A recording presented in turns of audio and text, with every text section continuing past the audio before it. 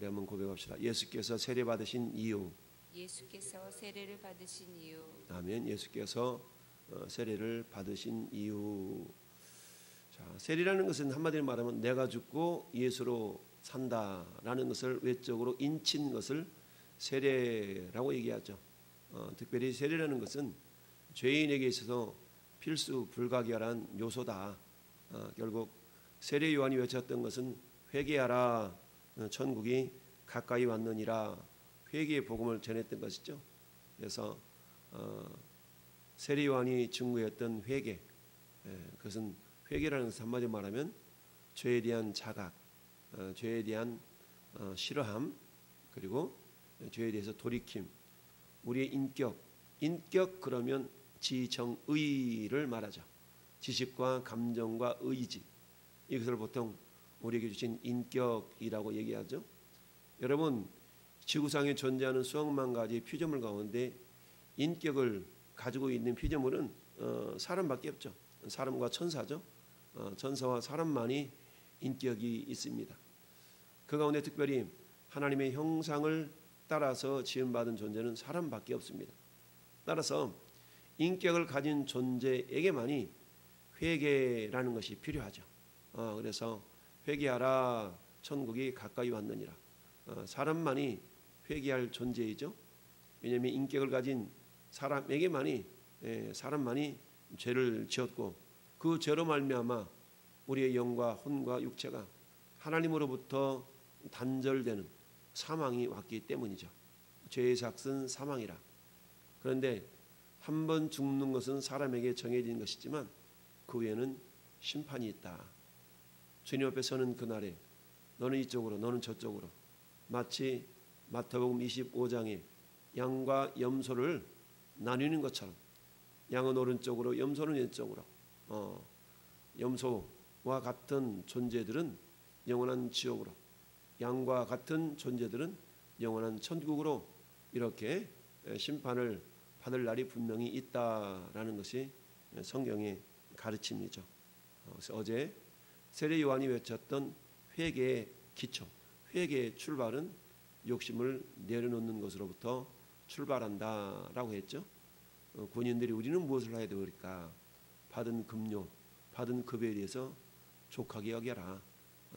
세리들은 우리는 뭘 할까요? 정해진 세금 이외에 더 뜯어먹지 말어 라고 하면서 맡겨진 그 소임을 다하되 욕심껏 행하지 말 것을 말씀했죠. 그래서 세례 요한은 친히 본인이 욕심을 내려놓는 삶을 살았던 거죠. 그래서 메뚜기와 속청으로 이렇게 낙타 토롯을 입고 그야말로 검소한 삶을 살았던 이 세례 요한, 욕심을 내려놓는다는 것이 쉬운 일은 아니지만 예수님 이후로 아니죠. 마지막 그야말로 구약 성경의 마지막 사람인 이 세례 요한, 이 세례 요한은 직접 욕심을 내려놓는 삶을 보여주었다라는 데서 의의가 있습니다. 자, 그러면서 자신이 행하는 물 세례와 예수님이 오셔서 행할 불과 성령의 세례는 전혀 다른 것이다 라는 얘기죠. 어쩌면 물 세례라는 것은 외적인 표현이지만 불 세례, 성령 세례는 우리 내적인 변화를 가져오실 수 있는 그런 놀라운 그런 모습이었던 거죠. 자, 오늘 이때는 세례 요한이 세례를 베푸는 그 즈음에 이런 의미가 되겠죠. 예수께서 갈릴리로부터 요단강에 이르러 요한에게 세례를 받으러 하시니, 세례 요한에게 세례를 받으려 하니까 요한이 깜짝 놀라가지고 아니 이게 무슨 일이십니까? 당신께서 세례를 받아야, 내가 당신께 세례를 받아야 되는데 오히려 왜 당신이 내게로 오시나이까? 라고 세례를 베풀 수 없음을 말씀을 드리고 있죠. 왜냐하면 세례 요한은 예수님이 어떠한 분인가라는 것을 알고 있었던 겁니다. 즉 예수님은 죄가 없으신 분이기 때문에 죄가 없으신 하나님의 아들이다. 그러니까 세례라는 것은 죄인에게 베푸는 것인데 죄인에게 죄의 문제가 해결되었음을 만민에게 하나님 앞과 사람 앞에 이렇게 공표하는 의식이기 때문에 죄인에게 행하는 것이 세례거든요. 그런데 예수님은 죄가 없으신 분이 세례를 받으러 오신다고 그러니까 세례 요한이 깜짝 놀라서 무슨 소리입니까? 죄인인 내가 당신에게 세례를 받아야 되는데 어떻게 이렇게 오십니까? 아이고 안 됩니다, 안 됩니다. 이렇게 이야기를 하죠. 그러니까 이 세례 요한은 예수님의 사역에 대한 완전한 이해가 부족한 거죠. 단지 죄인이 아니신 예수님이 세례를 받으러 오시는 모습이 그야말로 너무나 황송하고 죄송스럽고 이런 것이 있었을 뿐이죠. 그러면서 어찌하여 당신이 내게 오시나이까? 라고 얘기를 하니까 15절에 예수님이 뭐라고 말씀하세요? 이르시되 이제 허락하라. 우리가 이와 같이 하여 모든 의를 이루는 것이 합당하니라 하시니 이에 요한이 허락하는지라. 여러분 여기서 우리가라는 단어를 통해서 우리가 깨달을 수 있는 것은 뭐냐?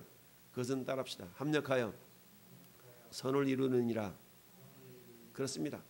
아무리 천지를 만드신 하나님이시라 할지라도 구원의 역사를 홀로 이루어가지 않는다라는 것을 우리는 알아야 됩니다.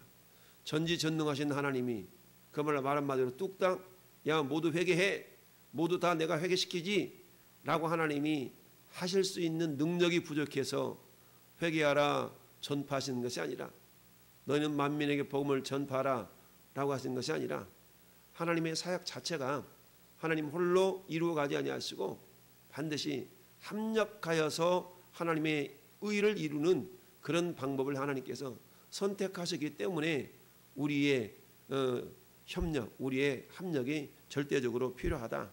따라서 하나님은 왜 굳이 전도라는 것, 그래서 전도를 성경은 사도 바울이 고린도 전서에서 뭐라고 표현하고 있습니까? 전도는 미련한 것이다 라고 얘기하죠.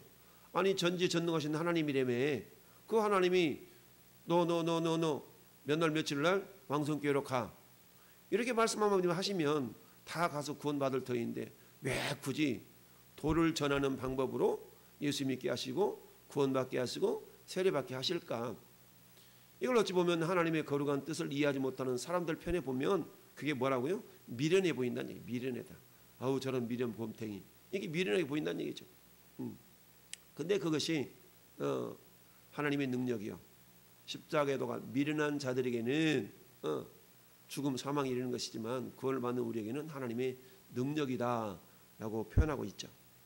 우리가 이와 같이 하여 우리는 이처럼 세례 요한과 더불어서 주님이 죄가 없으신 하나님이시지만 그러나 우리 예수님이 세례를 받아야만 하는 이유는 뭐냐? 따라서 예수님은 인류의 대표로 오신 분이다. 그 인류는 뭐예요?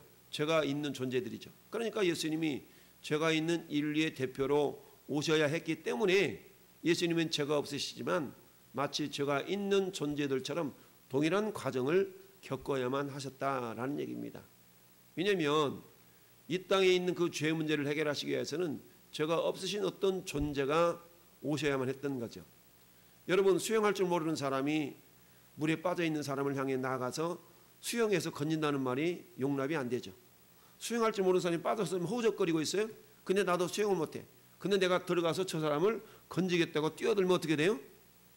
같이 죽는 거죠. 이와 마찬가지입니다. 수영을 할 줄 모른다는 얘기는 죄인이라는 얘기고. 그런데 이 땅에는 의인이 하나도 없다라고 로마서 3장은 말씀하고 있죠. 모든 사람의 죄를 범하였음에 하나님의 영광에 이르지 못하더니 모든 사람이 죄를 지었기 때문에 어쩌면 모두가 다 지금 물속에 빠져서 허우적거리고 있는 상황인 거죠.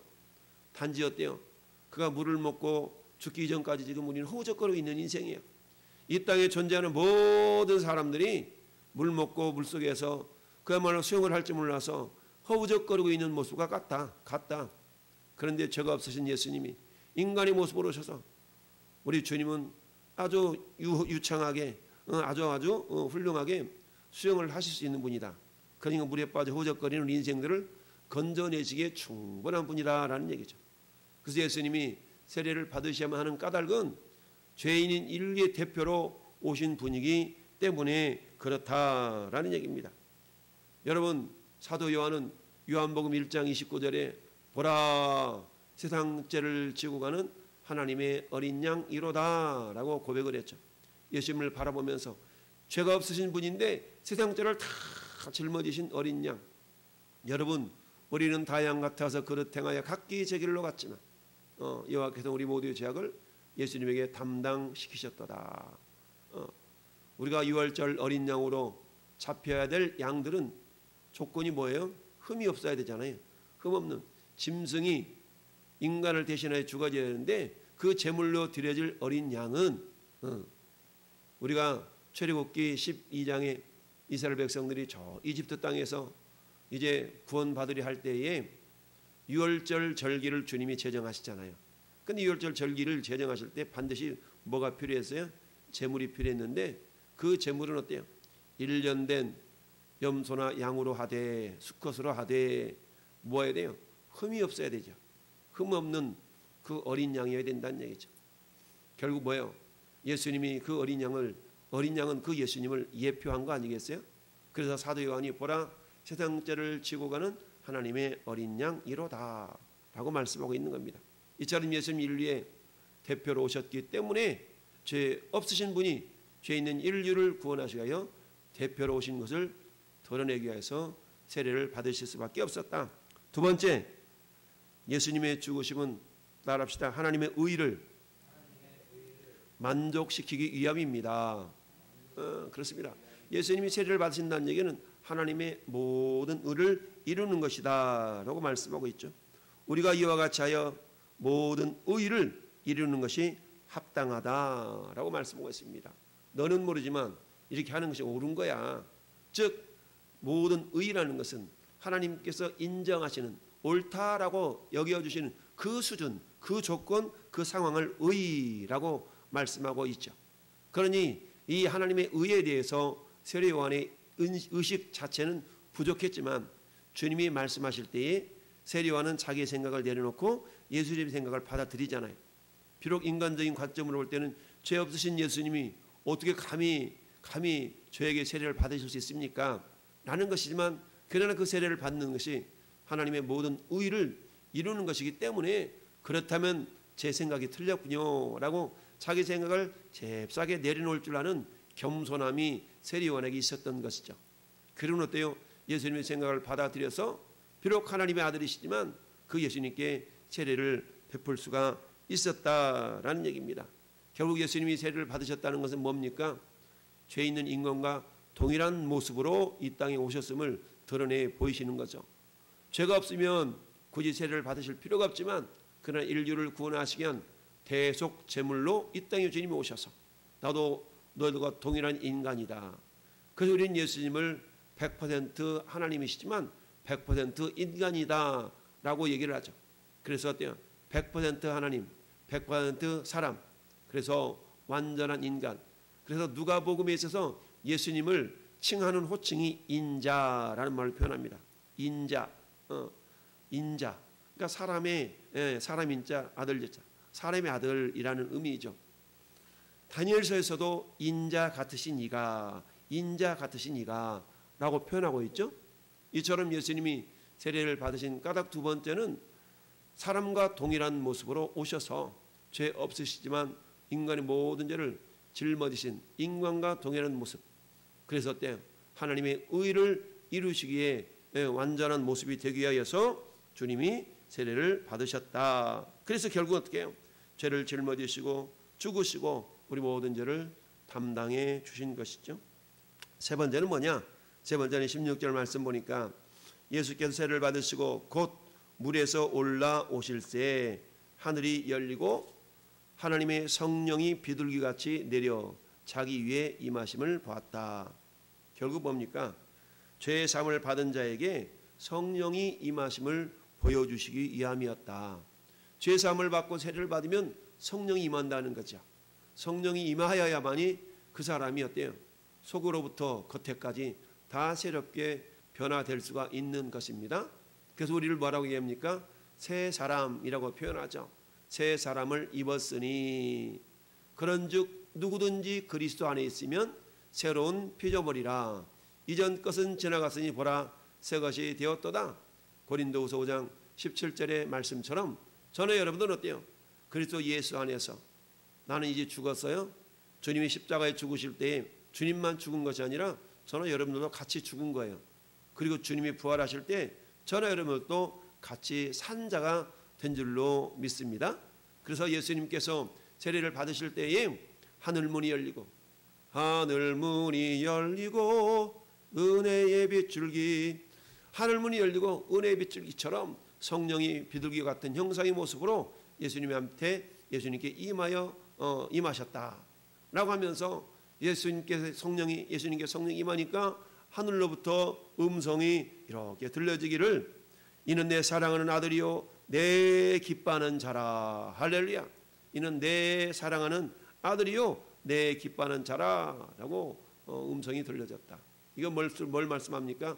오늘 본문에는 성부 하나님의 존재, 성자 예수님의 존재, 성령 하나님의 존재, 이 세 존재가 나타나 있죠.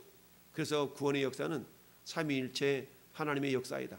근데 하나님이 삼위일체 하나님의 역사로만 이루어지는 것이 아니고 결국 무엇을 통하여서 하나님의 뜻에 순종하는 사람들을 통하여서 합력하여서 하나님은 선을 이루어 가신다라는 걸 알아야 됩니다. 하나님이 알아서 하시겠지가 아니라 하나님의 뜻을 깨달았다면 그 하나님의 뜻에 내 생각을 내려놓고 하나님의 생각을 받아들이는 자들을 통하여 그 하나님의 선하신 일들이 이루어지더라. 여러분 모세를 불러서 저 가나안 땅에 보내실 때에 모세는 뭐라고 그랬습니까? 처음에는 저 못 가요. 내가 어떻게 갑니까? 라고 뺐잖아요. 그러자 주님한테 계속적으로 모세를 설득하잖아요. 설득. 저는 입이 둔한 자입니다. 저 말 잘못해요. 그래서 하나님은 내 형 아론이 있지 아니하냐? 내가 네 형 아론이 말 잘하는 줄 내가 알거든. 네 형 아론 붙여줄 테니까 같이 가. 이렇게 하면 결국 모세가 하나님께 설득을 당해서 알겠습니다 라고 가서 사역을 감당하죠. 그러나 하나님은 모세와 아론만 보내시는 것이 아니라 나도 함께 가겠다라고 말씀하시죠. 이런 것처럼 하나님의 거룩한 사역에는 하나님께서 합력이라는 방법을 사용하신다라는 얘기입니다. 중요한 것은 그 합력에 함께 참여하는 하나님의 사람들인 하나님이 놀라운 은혜를 베풀어 주신다라는 얘기입니다. 그래서 하나님은 오늘도 그 사람을 찾고 있는 거 아니겠어요? 하나님은 여러분 이사야서 7장에 말씀하신 것처럼 우리 주님은 지금도 한 사람을 찾고 있어요. 내가 누구를 보내며 누가 나와 함께 갈 거라는 그런 음성이 저와 여러분의 귓전에 들려질 때마다 주님 내가 여기 있나이다 나를 보내소서 라고 회개하고 성령의 은혜를 경험한 자들의 고백이 저와 여러분의 고백이 될 수 있기를 바랍니다. 하나님은 오늘도 한 사람 한 사람 시대마다 하나님은 많은 사람을 사용한 것이 아니라 시대마다 소수의 사람들을 하나님 세워서 하나님의 거룩한 역사를 이루셨다라는 것을 우리는 성경을 통해서 알 수가 있습니다. 2022년 이제 하반기를 살아가는 이때에 이번 달 마지막 주일에 있을 이웃사랑 초청주일이라는 것은 하나님의 구원의 역사, 생명의 역사를 이루기 위한 하나님의 거룩한 일입니다. 이 거룩한 일에 하나님이 독립적으로 독단적으로 역사하지 아니하시고 오늘도 하나님은 함께 동역할 사람을 부르고 계신다. 누가 나와 함께 저들을 향하여서 하나님의 생명을 전할 수 있을까? 라고 찾으시니 때 주님 내가 여기 있나이다. 나를 들어주소서라고 우리가 순종하고 나아가는 그 순간에 오직 성령이 너희에게 임하시면 너희가 권능을 받고 하나님의 권능이 저와 여러분을 통해 흘러나가 구원의 역사를 이루는 것뿐만 아니라 여러분 많은 사람을 옳은 대로 돌아가게 하는 자는 하늘의 별들처럼 비추리라 라고 다니엘서 12장 3절의 말씀과 같이 저와 여러분들 삶을 통해 하나님은 영광 받으시고 우리의 모습이 하늘의 별처럼 영원토록 비추이는 그런 은혜가 우리 왕성교회 모든 성도들이 임하기를 예수님의 이름으로 축원합니다. 아멘.